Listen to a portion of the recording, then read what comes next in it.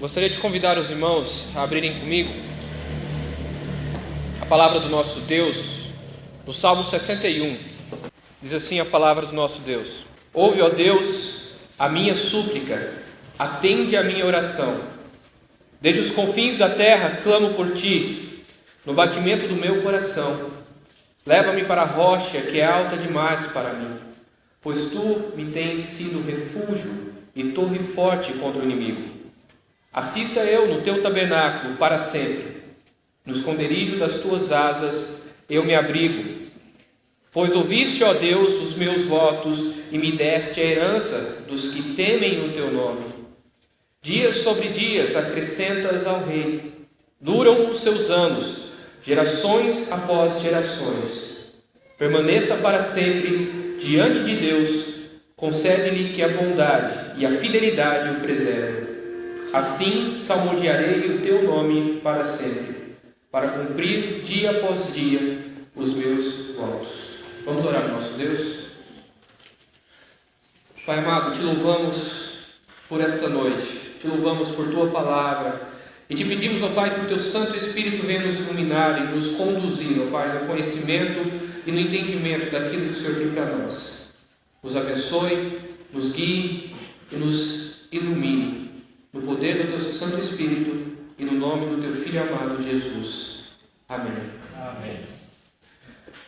Meus irmãos, quem de nós não passou por situações tão complicadas que nós olhávamos para frente, olhávamos para os próximos passos, os próximos segundos e minutos dessas situações e nos desesperamos, caímos no chão, choramos, olhamos para Deus e dizemos: Senhor, por que isso está acontecendo comigo?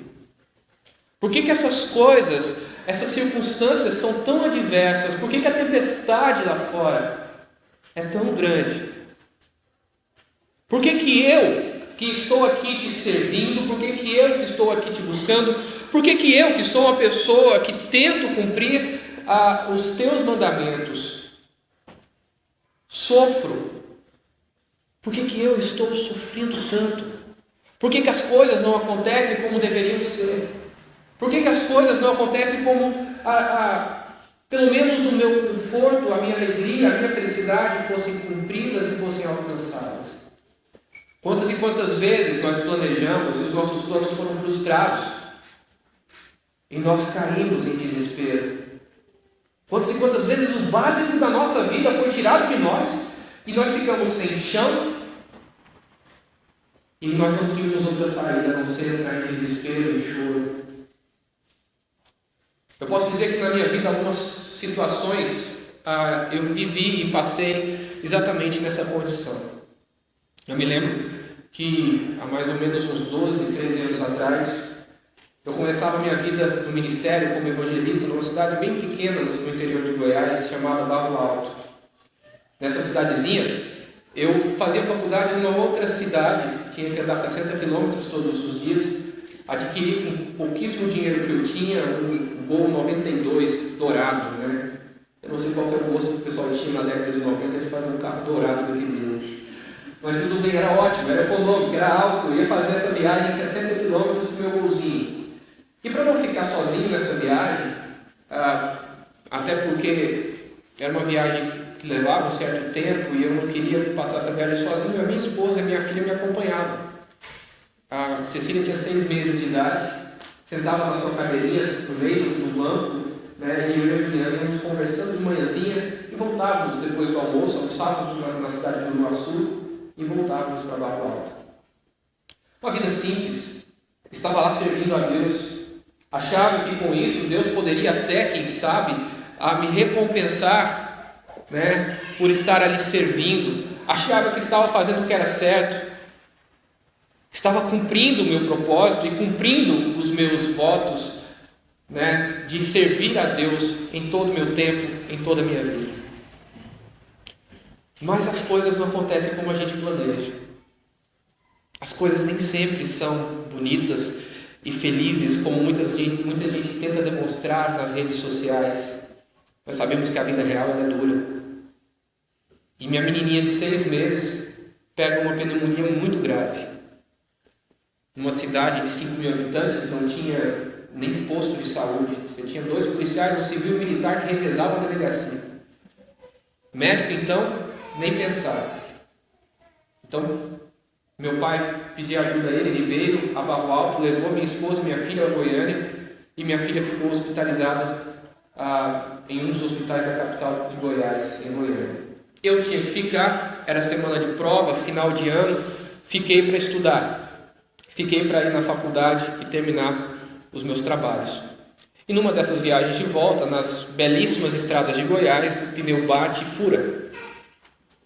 E eu vou trocar o pneu, nunca tinha olhado o step do carro que eu tinha comprado, e coloquei esse step aí, o pneu recapado. Isso é um aviso para quem quer economizar, não compre pneu recapado.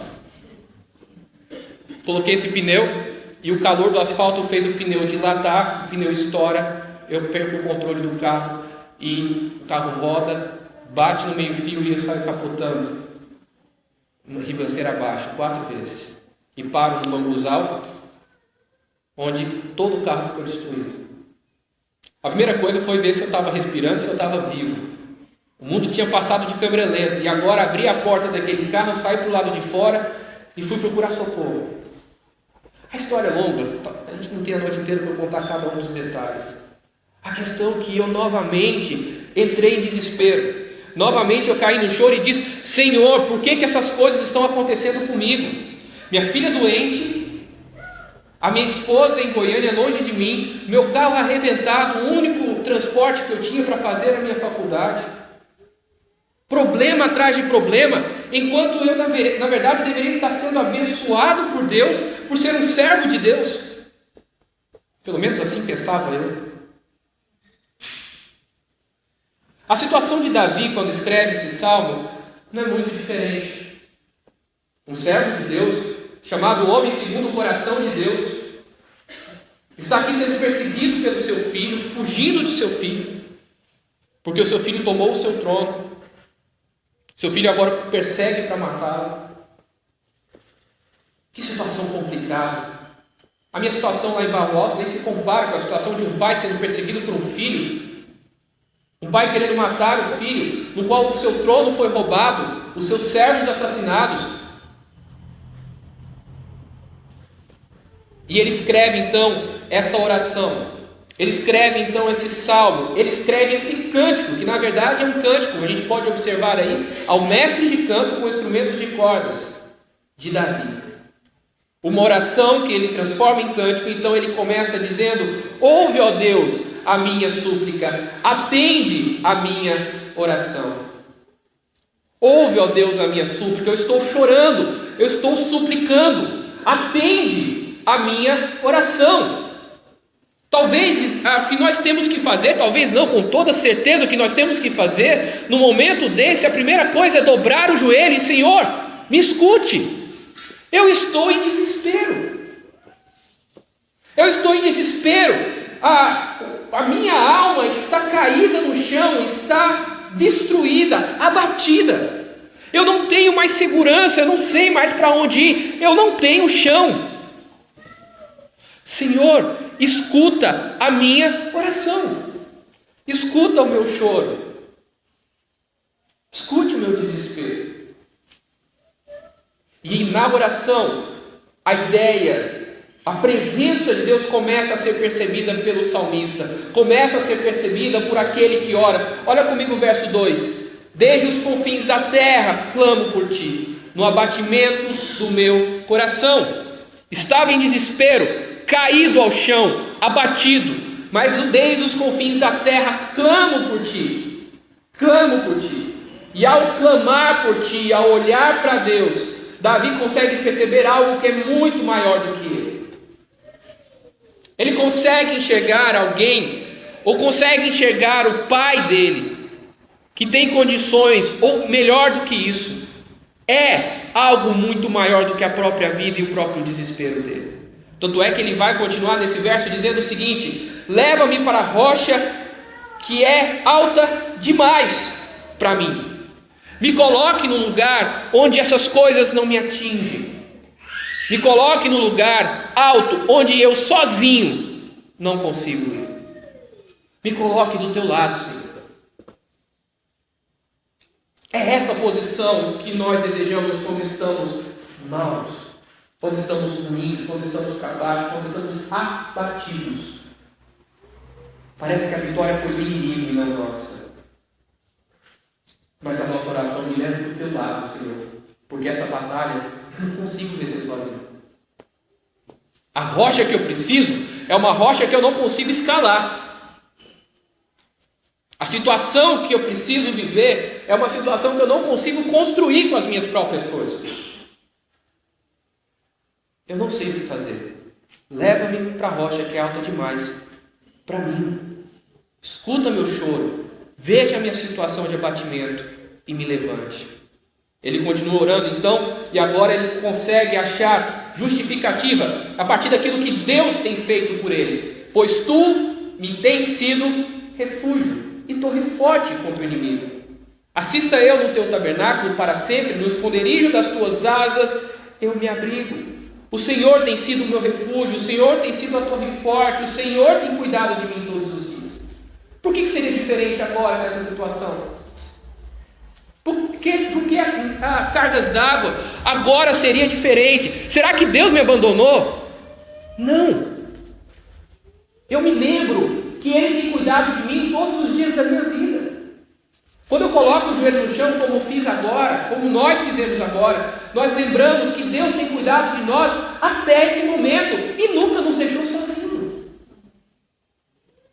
A oração começa a conduzir o coração de Davi ao alto e começa a mostrar a ele que nós não temos motivo para estar desesperados, porque ele tem sido torre forte, tem sido refúgio. A minha história conta isso. A minha história conta isso. Assisto no tabernáculo. Eu estou levando a minha vida ao tabernáculo, à tua presença para sempre, e me escondo debaixo das tuas asas. Até agora é a proteção de Deus, como uma galinha cuida dos seus pintinhos. Esse tem sido o cuidado do meu Deus comigo todos esses dias. Como é que eu posso me esquecer disso? Como é que eu posso me esquecer que Deus tem cuidado de mim desde o dia que eu nasci? É essa oração então que começa a levar Davi a quebrantar o seu coração e perceber que a sua situação não é uma situação de desespero ou de tristeza. Porque, pelo contrário, olha só o verso 5. Pois ouviste, ó Deus, os meus votos e me deste a herança dos que temem o teu nome. O Senhor ouviu o meu voto. O Senhor ouviu o meu voto e me deu a herança. Que voto é esse? Que voto é esse que Davi fez? O que Davi fez lá atrás e recebeu de Deus a herança? Quando eu tinha, antes de completar um ano de idade, eu fui batizado pelo meu próprio pai. Meu pai é pastor presbiteriano, pastor Josino, uma congregação chamada Rodoviário, do setor rodoviário em Goiânia, onde ele me batiza e ali ele me entrega a Deus como voto de compromisso. Eu cresço na igreja a partir desse voto, e quando eu tenho meus 13 anos de idade, eu subo no púlpito da igreja, eu subo na frente da igreja, e na frente da igreja eu digo que viveria todos os dias para servir o meu Deus em minha profissão de fé. Eu entreguei minha vida para Deus. Minha vida não me pertence mais. Os votos foram feitos. Por que eu tenho que questionar a minha situação? Por que eu tenho que ficar desesperado com a minha situação se Deus é o meu dono? É o meu Senhor. Por que eu tenho que chorar, reclamar, cobrar de Deus uma situação? O Senhor ouviu os meus votos e me deu a herança. E aqui eu entendo bem que aquilo que foi prometido a mim é exatamente a herança deste mundo que veio a partir da morte de Jesus Cristo. Por isso a herança. Porque a herança só pode ser dada a partir da morte daquele que é dono de todas as coisas. Quem era dono de todas as coisas? Ou quem é dono de todas as coisas? O grande rei, o Senhor dos senhores. E é a morte desse rei que vai me dar a herança. E pelo meu voto, eu recebi isso. Porque pelo meu voto, eu mostrei o quê? O meu temor. Eu demonstrei que eu sou submisso a Deus. Eu demonstrei que ninguém manda na minha vida a não ser Deus. E por isso eu tenho herança dele. Já recebi essa herança. É isso que ele está dizendo. O Senhor já ouviu a minha oração e me deu herança. E aqui eu começo a perceber a resposta de Deus à minha oração. Ou melhor dizendo, Davi começa a ouvir essa resposta que nos leva a entender exatamente que a oração nos aponta para Deus. E Deus aqui começa a responder: eu te escolhi, eu te salvei, eu te adotei como meu filho.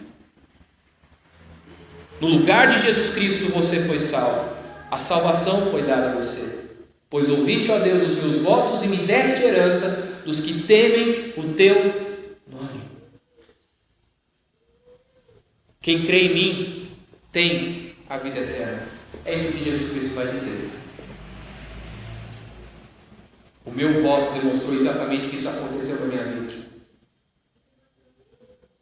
No verso 6, ele vai dizer: dias sobre dias acrescentas ao rei, duram seus anos, gerações após gerações. Por que eu devo temer, se a eternidade já foi dada e é dada exatamente pelo rei, aquele que reina sobre todas as gerações? Davi trabalha o salmo todo na primeira pessoa. Aqui ele vai dizer que a eternidade foi dada exatamente pelo rei, ou ao rei. Dias após dias foram dadas a esse rei. A eternidade foi dada, todo o tempo foi dado a esse rei. Por que eu vou temer se eu estou debaixo do poder desse rei? Da glória desse rei. Eu fui salvo e agora estou debaixo do poder daquele que é eterno, o rei eterno, imortal, invisível, mas real. É esse rei aqui que dá essa segurança a Davi. Davi entende essa figura do rei que está sobre ele. Davi entende a posição que ele tem de figurar e de apontar a esse rei que é Jesus Cristo. Dia sobre dias acrescentas ao rei, duram os seus anos, gerações após gerações. Fui salvo, os dias foram dados a mim, porque o rei dos reis reina sobre mim. E ele continua dizendo aí no verso 7: permaneça para sempre diante de Deus, concede-lhe que a bondade e a fidelidade o preservem. Permaneça para sempre diante de Deus. A ideia da salvação, a ideia de nos colocar neste reino, nos transporta exatamente essa rocha mais alta, nos coloca na posição de estar diante de Deus de forma permanente, de forma a perseverar nisso daí, perseverar nesta posição, diante de Deus, diante da face de Deus. E isso é concedido a partir da bondade e fidelidade. E aqui é interessante que essas duas palavrinhas, bondade e fidelidade, podem ser traduzidas por palavras mais claras para nós no sentido teológico. Aqui você pode traduzir bondade por graça e fidelidade por verdade. A graça de Deus, a bondade de Deus, o amor de Deus é que me mantém perto dele. O que me mantém perto de Deus não é a circunstância, não é o que eu faço, não é o meu poder, não é a minha dedicação a Deus. O que me mantém perto dele? É o amor que ele tem por mim. É a graça dele. Ele faz isso porque me ama, porque ele me adotou, porque ele me chamou. A graça de Deus e a verdade de Deus, da sua própria promessa. A verdade de que o Filho amado de Jesus Cristo veio ao mundo e morreu para me salvar. É o sangue de Cristo que me aproxima de Deus. E não as minhas obras, não os meus atos. E é isso que me santifica. E é isso que me dá segurança Não depende dos seus passos para você estar amanhã junto com Deus. Depende de quem? Dos passos de quem? De Jesus. Não depende da sua fidelidade a Deus para estar amanhã com Ele, ou para Ele estar te protegendo. Essa segurança é dada pela morte de quem? De Cristo Jesus. É essa bondade, é essa fidelidade de Deus que nos preserva do lado dele. É essa bondade, é essa fidelidade, é essa graça e essa verdade que nos demonstram que o nosso futuro está garantido. Somos herdeiros de Deus, fomos selados pelo Espírito Santo. E é essa mensagem de salvação pelo Rei que me dá segurança. Novamente, meu chão está sendo construído. Fui levantado da morte pela salvação em Cristo Jesus. Fui colocado numa rocha mais alta do que eu pela salvação em Cristo Jesus. E agora me sinto seguro numa rocha que não vai ser destruída, porque é o amor de Deus e a verdade de Deus que me sustentam ali. Não há mais espaço para choro, desespero ou insegurança, porque cada uma dessas coisas foram vencidas, porque Jesus Cristo me salvou. Porque Jesus Cristo foi colocado no meu lugar naquela cruz. Essa é a oração pelo Rei. Essa é a oração ao Rei. Essa é a oração em nome do Rei. No qual o choro foi vencido pela salvação. A morte foi vencido pela vida eterna. A insegurança pela santidade garantida no penhor do Espírito Santo. E isso só me leva a um caminho, só me leva a uma ideia sobre o que significam os meus votos, o que significa eu ter me entregado a Deus e como eu posso cumprir esses meus votos. E essa é a conclusão do salmista. Olha comigo o verso 8. Assim salmodiarei o teu nome para sempre. Alguma coisa que você possa fazer, que pode mudar a sua situação? Alguma coisa que você pode melhorar no voto que você fez de se entregar em sacrifício a Deus? A única coisa que sobra para nós, para que os nossos votos sejam cumpridos, é render a Deus e louvar o teu santo nome. E é isso que o salmista faz. Não sou eu que vou resolver o meu problema, é Deus que vai resolver. O que sobra para mim é salmodiar o teu nome para sempre, louvar o teu nome para sempre, para cumprir o que?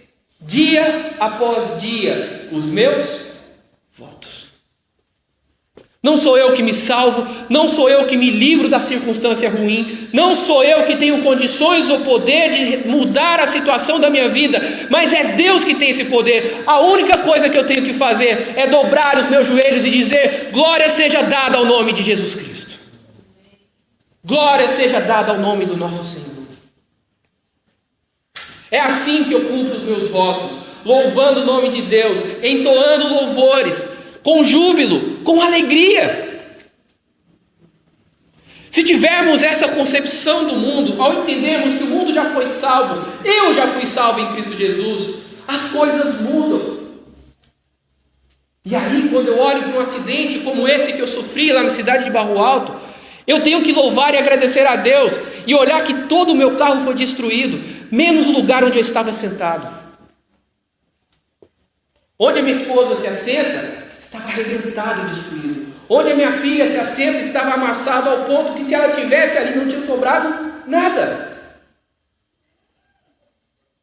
O que é um carro comparado à vida da minha esposa e da minha filha? Se minha filha não tivesse adoecido gravemente, elas estariam comigo naquele carro.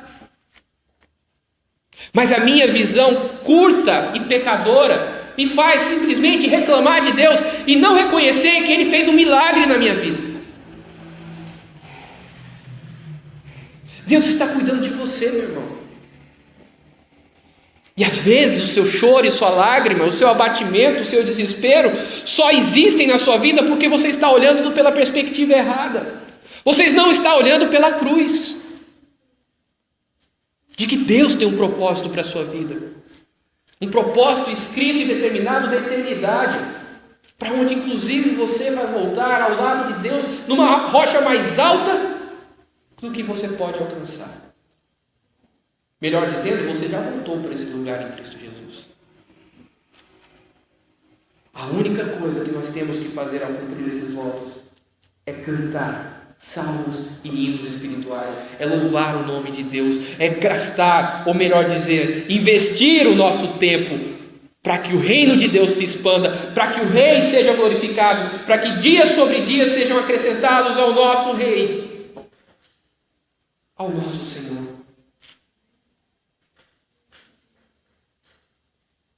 Por que ainda estamos de cabeça baixa? Por que ainda estamos chorando? Por que ainda estamos abatidos? Os votos já foram feitos. E se não foram feitos, meu irmão, eu te convido nessa noite para você fazer o seu voto diante de Deus e dizer: Senhor, a minha vida é tua. Chega de tentar controlar o meu destino. Eu confio a minha história ao Senhor, porque foi o Senhor que escreveu. Chega de sofrer pelo futuro com ansiedade. Chega de sofrer com o presente em relação ao estresse e ao desespero. Chega de sofrer com o passado pela depressão que eu estou passando. Vamos entregar passado, presente e futuro a Deus. E vamos concluir como salmista dizendo: salmodiarei o teu nome para sempre, para cumprir dia após dia os meus votos. Se entregue agora a Jesus Cristo. De verdade. E se você que já fez os seus votos, você que já veio à frente e publicamente disse que a sua vida pertence a Deus, viva isso. Abrace isso. As suas lágrimas precisam ser lágrimas de alegria, porque não há Deus como o nosso Deus. Quem será contra mim se Ele está comigo?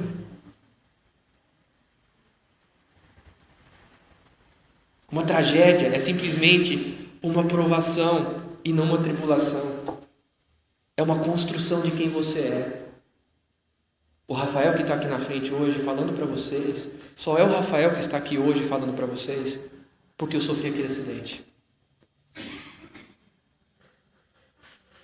E nós temos que agradecer por isso. Louvar a Deus por isso. Porque assim eu estou cumprindo os meus votos. Que você possa olhar para a sua vida e ver a glória de Deus. E não a sua limitação. Que você possa olhar para a sua vida e ver a alegria de Deus e não a sua tristeza. Que o choro se converta em riso. E que Deus seja o centro da sua vida e que os seus votos sejam cumpridos, dia após dia. Que Deus te abençoe e que você possa se agarrar a essa mensagem a Jesus Cristo e não largar nunca mais. Vamos orar ao nosso Deus?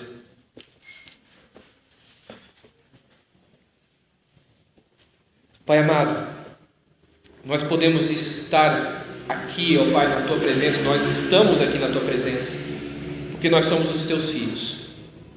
O Senhor já nos resgatou, o Senhor já nos libertou, o Senhor já nos purificou e nos colocou, ó Pai, do Teu lado. Somos Teus filhos, herdeiros do Senhor. Estamos aqui, ó Pai, porque a eternidade já faz parte de nós. Vivos estamos, temos a vida eterna em Cristo Jesus. E cremos, ó Pai, que o Senhor tem nos dado dia após dia para louvarmos o Teu santo nome. E essa história não acaba com a nossa história. Na verdade, ela continua por toda a eternidade. Seremos ressurretos, seremos ressuscitados no último dia. Nós estamos aqui porque somos santos, ó Pai. Santos em Cristo Jesus, separados pelo Teu sangue, purificados pelo Teu sangue. Que o Senhor demonstre a cada um de nós que o voto que nós fizemos diante do Senhor é um voto que o Senhor leva a sério. É um voto que o Senhor vai honrar e vai cumprir. Eu peço ao Pai que o Senhor conduza esta igreja e conduza a igreja de Jesus Cristo a entender que nós somos do Senhor e não é qualquer dificuldade, aliás, nenhuma dificuldade vai nos separar do Senhor. Nada pode nos separar do Senhor. Morte, tribulação, fome, nudez, espada, nada pode me separar do amor de Jesus Cristo. Nós pertencemos ao Senhor. E por mais que estejamos sofrendo por algum motivo, seja qual ele for, ó Pai, eu peço que o Senhor abra os nossos corações e os nossos olhos para perceber que o Senhor está do nosso lado, mesmo no mais profundo abismo. E que nada vai me separar do teu amor, e que eu sairei dessa situação no dia que o Senhor determinar. Clamarei ao Senhor, dobrarei os meus joelhos ao Senhor, mas confiarei o tempo todo no Senhor. E salmodiarei o teu santo nome ao final de tudo isso. Que o meu choro se converta em sorriso. Que meu abatimento se converta, ó Pai, em alegria, em júbilo. Que a minha insegurança seja transformada na maior das seguranças. E que a rocha debaixo dos meus pés seja Jesus Cristo, a pedra angular. Eu te peço, ó Pai, mude a nossa forma de enxergar o mundo. Que possamos enxergar ao Senhor e encontrar um só caminho, Jesus. E que esta mensagem, que os meus votos se tornem verdadeiros. Que o louvor que aqui cantei, que o louvor que aqui entoei, seja verdade em nossas vidas.